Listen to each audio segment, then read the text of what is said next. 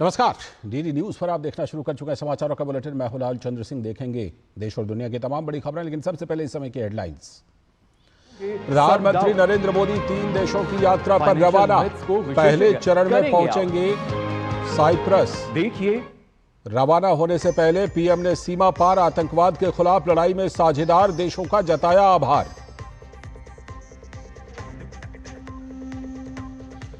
उत्तराखंड में केदारनाथ के पास हेलीकॉप्टर हादसा, पायलट समेत सभी 7 लोगों की मौत। मुख्यमंत्री पुष्कर सिंह धामी ने हादसे के बाद की उच्च स्तरीय बैठक।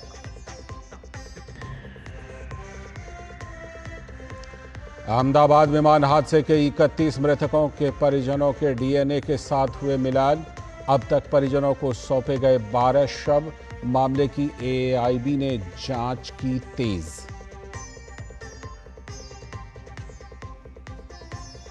यूपी पुलिस में आरक्षियों की भर्ती। केंद्रीय गृह मंत्री अमित शाह ने 60,244 आरक्षी नागरिक पुलिस को सौंपे नियुक्ति पत्र। कहा, योगी आदित्यनाथ के आने के बाद यूपी पुलिस में सुधार की प्रक्रिया हुई शुरू। इजरायल पर ईरान के हमले में अब तक 10 लोगों की मौत। हूथियों का दावा, ईरान के साथ मिलकर इजरायल पर दागी गई कई बैलिस्टिक मिसाइलें। डोनाल्ड ट्रंप की ईरान को चेतावनी। कहा, हम पर हुआ हमला तो भुगतने होंगे गंभीर परिणाम।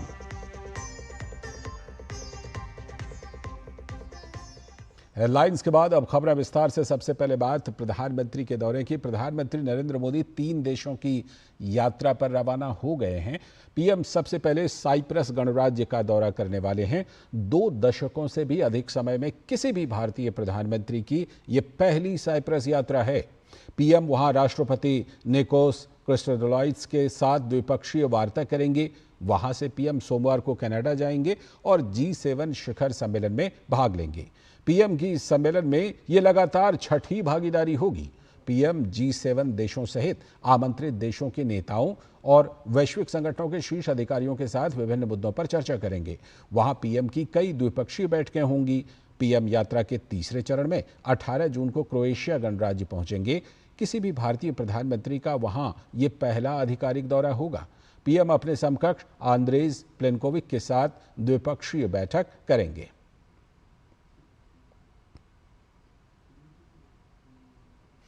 और प्रधानमंत्री ने प्रस्थान पूर्व वक्तव्य में साइप्रस को भारत का करीबी मित्र और भूमध्य सागरीय क्षेत्र तथा यूरोपीय संघ में महत्वपूर्ण भागीदार बताया।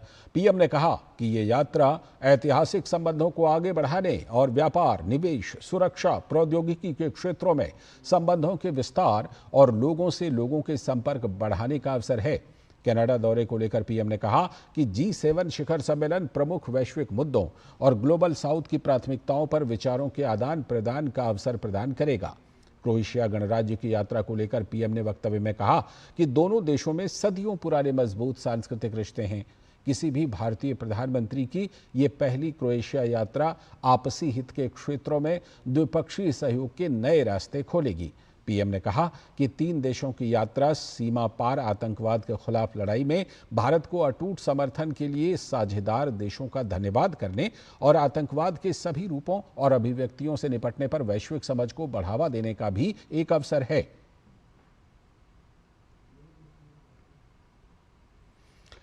बात एक हादसे की। उत्तराखंड में केदारनाथ के गौरीकुंड खर्क की पहाड़ियों में एक हेलीकॉप्टर हादसे का शिकार हो गया, जिसमें हेलीकॉप्टर में सवार तमाम 7 लोगों की मौत हो गई है।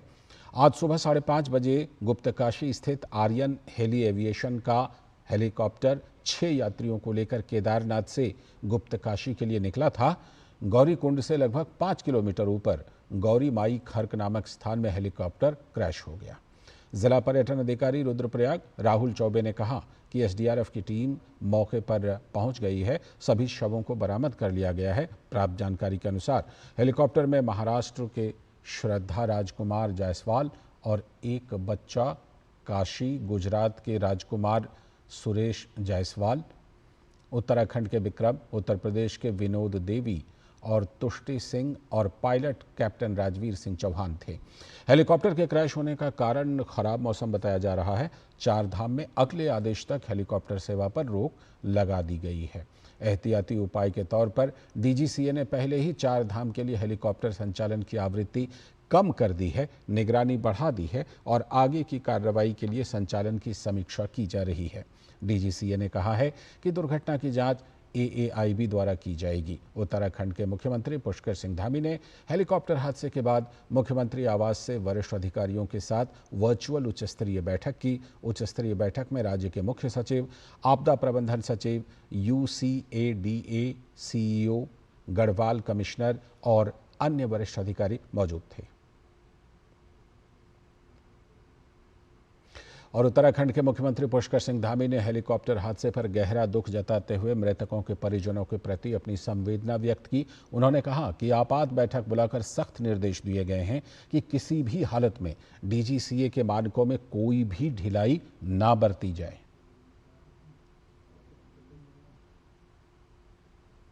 हमने तत्काल एक आपातकालीन बैठक बुलाई है और उस बैठक में निर्देश दिए हैं कि एक सख्त एसओपी बनाई जाए, जिसमें किसी भी कीमत पर जो हमारे डीजीसीए के रूल हैं, मानक हैं, उनके मानकों के साथ किसी भी प्रकार का कोई भी ढिलाई न बरती जाए।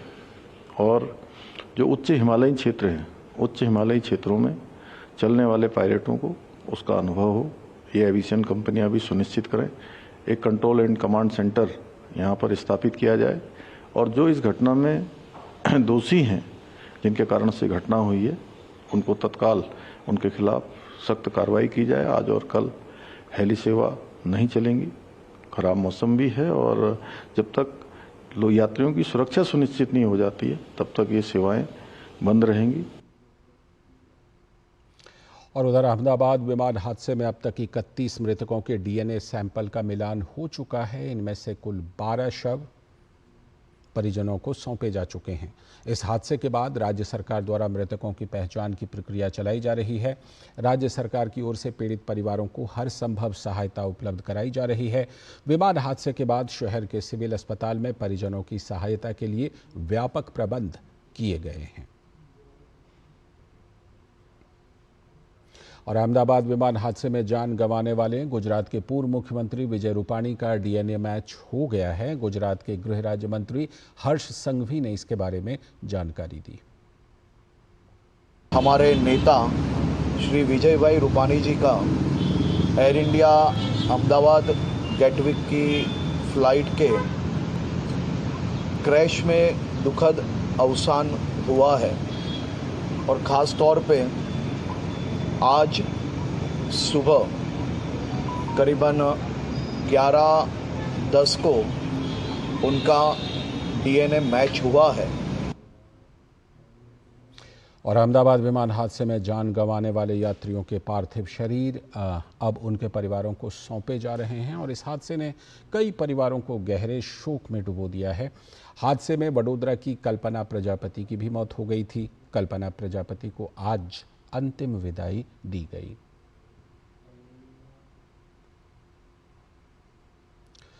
आगे की कुछ और बड़ी खबरों में, उत्तर प्रदेश के लखनऊ में केंद्रीय गृह मंत्री अमित शाह और मुख्यमंत्री योगी आदित्यनाथ ने डिफेंस एक्सपो ग्राउंड में 60,244 नवचयनित पुलिस कांस्टेबलों को नियुक्ति पत्र कार्यक्रम में हिस्सा लिया। इस अवसर पर गृह मंत्री अमित शाह ने कहा कि आज उत्तर प्रदेश की हर जाति, समुदाय और जिले का प्रतिनिधित्व करने वाले 60,000 से भी अधिक युवा भारत के सबसे बड़े पुलिस बल का सक्रिय हिस्सा बनने जा रहे हैं। उन्होंने कहा कि 2017 में राज्य में भाजपा की सरकार बनने के बाद उत्तर प्रदेश पुलिस फिर से नई ऊंचाइयों को प्राप्त कर रही है। सभी 60,244 युवाओं को मनपूर्वक अनंत अनंत शुभकामनाएं देना चाहता हूं। उत्तर प्रदेश का पुलिस बल पूरे देश में सबसे बड़ा पुलिस बल है, मगर कुछ साल जो रहे उत्तर प्रदेश की कानून और व्यवस्था बिगड़ती गई और हमारे 2017 में भारतीय जनता पार्टी की सरकार बनी, योगी जी मुख्यमंत्री बने, उत्तर प्रदेश पुलिस फिर से नई बुलंदियों को हासिल करने के रास्ते पर आगे बढ़ रहा है। वहीं इस मौके पर मुख्यमंत्री योगी आदित्यनाथ ने इस कार्यक्रम को संबोधित करते हुए कहा कि पिछले 8 वर्षों में प्रदेश की डबल इंजन सरकार ने ईमानदारी के साथ उत्तर प्रदेश के युवाओं को 8.5 लाख से भी अधिक सरकारी नौकरियां देकर एक उदाहरण प्रस्तुत किया है। पिछले 8 वर्ष में डबल इंजन की प्रदेश की सरकार ने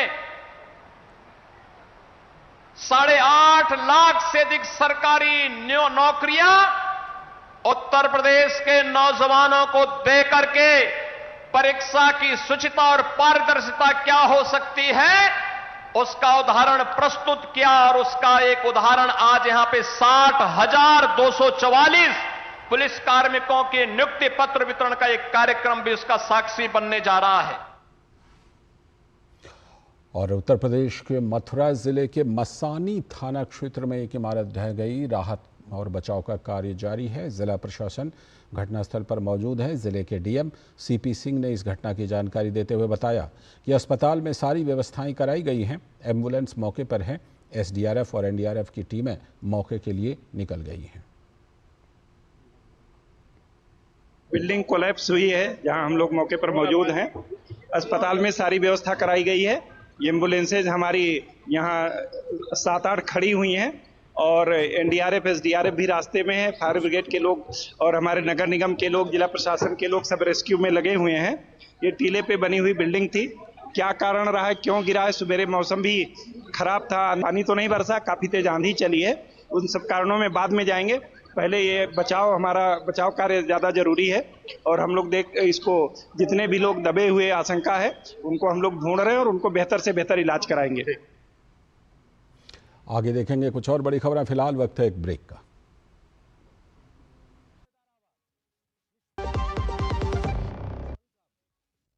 प्लीज बाइक धीरे चलाना जी।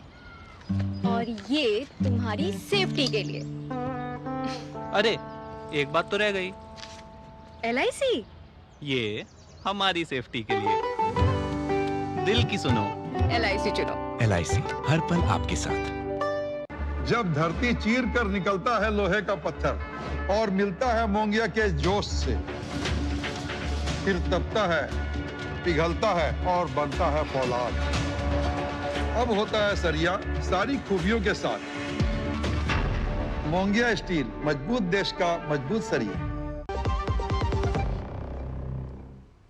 स्वागत है ब्रेक के बाद। आगे की बड़ी खबरों में केंद्रीय विज्ञान और प्रौद्योगिकी और पृथ्वी विज्ञान मंत्री डॉक्टर जितेंद्र सिंह ने अनुसंधान कार्य को आसान बनाने के लिए नीतिगत सुधार विषय पर एक प्रेस वार्ता की। उन्होंने कहा कि अनुसंधान कार्य को आसान बनाने के लिए नीतिगत सुधार के जरिए देश के युवा छात्र और अनुसंधानकर्ताओं पर सीधा प्रभाव पड़ेगा। इस नीति के लिए देश के अधिकांश IIT ने अपने सुझाव दिए हैं। उच्च शिक्षा के क्षेत्र में इस नीति से अनुसंधान को बढ़ावा मिलेगा। साथ ही उन्होंने कहा कि इस नीति में GEM पोर्टल को शामिल कर पारदर्शिता को बढ़ावा दिया गया है। Considering the importance of the subject and also the urgency to disseminate it as early as possible, particularly among the youth across the length and breadth of this country, because this has a lot of stake with the young aspirants, youth scholars, young startups, young innovators. So it is highly relevant to the Ministry of Higher Education. And in fact, I think more than the number of institutions that fall in the purview of science and technology, there are larger number of institutions falling in the purview of the higher education. And even though this government headed by Prime Minister Modi had introduced the options like GEM portal with all the sincerity to bring in more of transparency and objectivity. साथ ही doctor Jitendra Singh ने कहा कि biotechnology के क्षेत्र में सरकार ने बहुत काम किए हैं। इस सरकार के आने से पहले इस क्षेत्र के बारे में देश में कोई खास जानकारी ही नहीं थी। यहाँ तक कि यह विभाग भी पूरे तरीके से कामकाज में नहीं था, लेकिन पूरी दुनिया आज मानती है कि आने वाले वर्षों में तकनीक के क्षेत्र में जो क्रांति आएगी वो क्षेत्र बायोटेक्नोलॉजी का होगा। The biotech sector led by Dr. Rajesh Gokhale, I don't think before this government came in there was ever any importance given to this department, and hardly even anybody knew who was the Secretary of the Department of Biotechnology. And this was a contradiction considering the fact that all across the world the economists of the view that the next industrial revolution is going to be biotech driven, like the last one which was IT driven. And there's going to be a shift of economy, a paradigm shift from manufacturing sector to the regeneration cycles, to the recycling cycles, to the gene-driven cycles. और इस मौके पर doctor Rajesh S Gokhale ने कहा कि अनुसंधान कार्य को आसान बनाने के लिए नीतिगत सुधार करना हमारे लिए सबसे बड़ी ज़रूरत है। साथ ही उन्होंने कहा कि अब भारत में विश्व स्तर की अनुसंधान प्रक्रिया को बढ़ावा दिया जाएगा। Science in our country is at its peak right now. I mean, we've never had, if you take any measurable parameter, in every measurable parameter, whether it's got to do with publications, both quality and quantity, patents, infrastructure, mission programs, investments in the scientific perspective, from every possible way we are actually doing and enhancing our quality, our enhancement numbers in the science and technology and innovation ecosystem. The ease of doing research is obviously one of our country's key ambition. I mean, it's similar to ease of doing good business. And the key to this is that India wants to become a global cutting-edge hub for research and innovation ecosystem, actually. And to be able to do that, we need to provide enabling and compliant environment with best possible expertise, balancing ease with responsibility. और press conference में अहमदाबाद में विमान दुर्घटना में मारे गए लोगों को श्रद्धांजलि दी गई।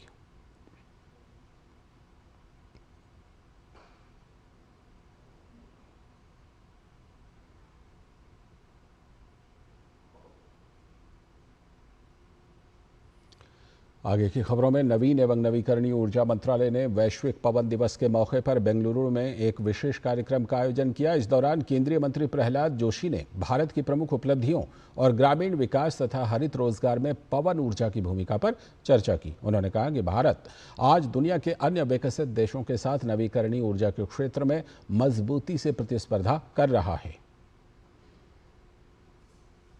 India is going to become the manufacturing hub of the world, and we will be competing with many of our neighbors, including Vietnam, China, everything we are competing.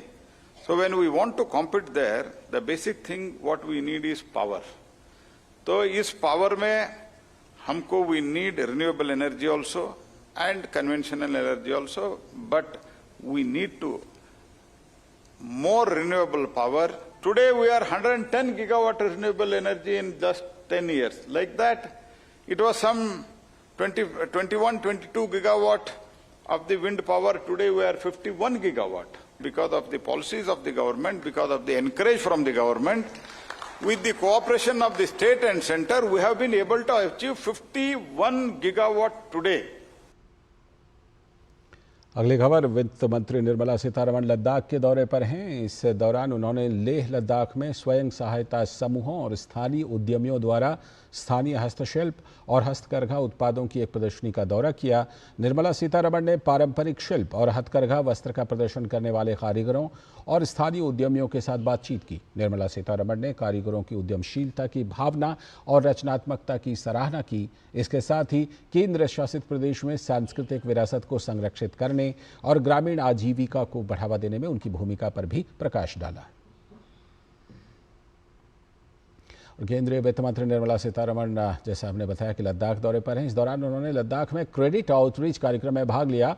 इस कार्यक्रम के दौरान वित्त मंत्री ने पीएम मुद्रा योजना, पीएमईजीपी और जेएलजी ऋण योजना जैसी केंद्र सरकार की विभिन्न योजनाओं के अंतर्गत 5.13 करोड़ रुपए की राशि के ऋणों के स्वीकृति पत्र लाभार्थियों को प्रदान किए।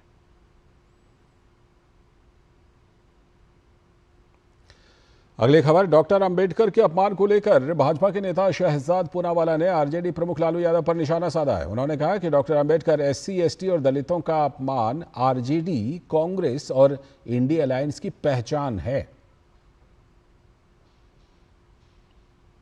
बाबा साहेब आंबेडकर जी और अनुसूचित जाति जनजाति दलितों का अपमान, यही तो आरजेडी और उनके साथी कांग्रेस और इंडिया अलायंस।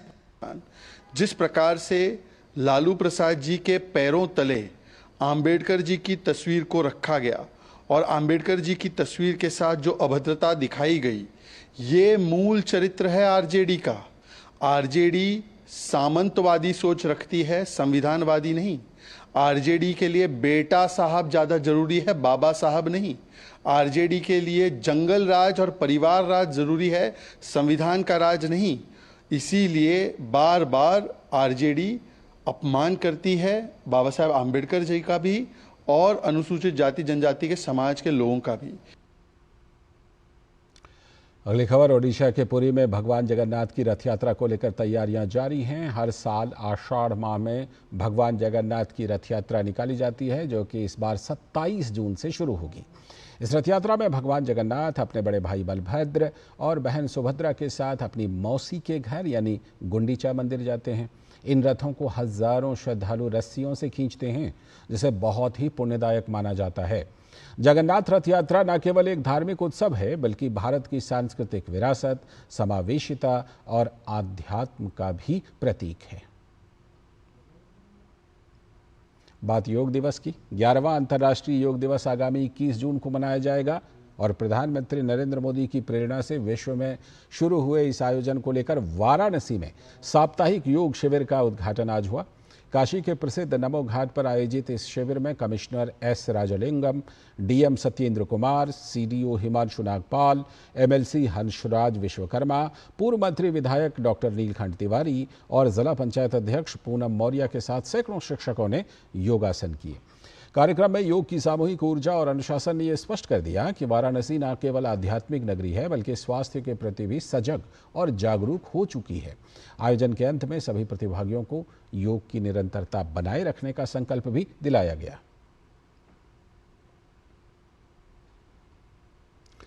अंतर्राष्ट्रीय जगत से कुछ बड़ी खबरें। ईरान और इजरायल ने तीसरी रात भी एक दूसरे के खिलाफ हमले किए। इजरायली सेना ने बताया कि ईरान की तरफ से कई मिसाइलें दागी गई हैं और साथ ही आईडीएफ ने तेहरान में कई सैन्य ठिकानों को निशाना बनाने का दावा किया है। इजरायल की एम्बुलेंस सेवा ने कहा कि इन मिसाइल हमलों में 7 लोगों की मौत हुई है, जबकि 140 अन्य लोग घायल हुए हैं। इस बीच ईरान ने कहा कि तेहरान में शाहरान तेल डिपो को इजरायली हमले में निशाना बनाया गया था। ईरान के रिवोल्यूशनरी गार्ड्स ने कहा कि ईरानी मिसाइलों और ड्रोन्स ने इजरायल के ऊर्जा ढांचे और लड़ाकू जेट ईंधन उत्पादन सुविधाओं को निशाना बनाया। इसमें तेल अवीव की हाइफा तेल रिफाइनरी को निशाना बनाया गया है। ईरान के हमले में इजरायल में अब तक 10 लोगों की मौत और 300 से भी ज्यादा लोग घायल हुए हैं। वहीं यमन के हूती विद्रोहियों ने अभी ईरान के साथ मिलकर इजरायल पर बैलिस्टिक मिसाइलों से हमला करने का दावा किया है। और ईरान और इजरायल के बीच तनावपूर्ण स्थिति को देखते हुए तेहरान में स्थित भारतीय दूतावास ने एक एडवाइजरी जारी की है। एडवाइजरी में भारतीय नागरिकों और भारतीय मूल के लोगों को दूतावास के साथ संपर्क में रहने की सलाह दी गई है। साथ ही एडवाइजरी में बिना जरूरी काम के एक जगह से दूसरी जगह जाने से बचने की भी सलाह दी गई है। भारतीय दूतावास ने आपातकालीन स्थिति के लिए कुछ सहायता हेल्पलाइन नंबर भी जारी किए हैं। इसके अलावा अधिक जानकारी के लिए दूतावास के सोशल मीडिया अकाउंट्स को भी फॉलो करने का सुझाव दिया गया है। तो वहीं ईरान में भारतीय मूल के लोगों की जरूरत को देखते हुए भारतीय दूतावास ने नया टेलीग्राम चैनल भी शुरू किया है।